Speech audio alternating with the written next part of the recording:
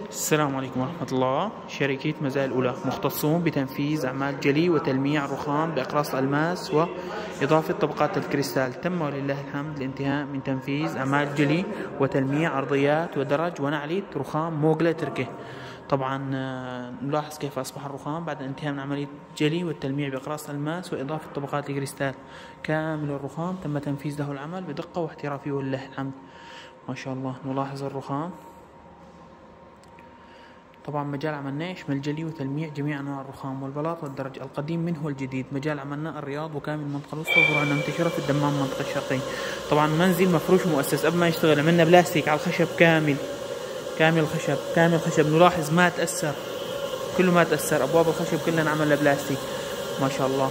نلاحظ قوه لمعه الرخام صار زي الزجاج. طبعا لسنا الوحيدين في جلي وتلميع ومعالجه الرخام، لكن دوما نسعى ونعمل ان نكون رقم واحد ونسعى ان نكون الافضل.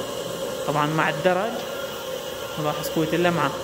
طبعا مع الدرج تم تنفيذ له عمل جلي وتلميع على جلاية مخصصة لجلي الدرج. طبعا هنا يتم تنفيذ العمل طاولة الطعام ما حسنا نحركها رخام، الباقي كامل حطينا له بلاستيك وعم يشتغلوا ما شاء الله.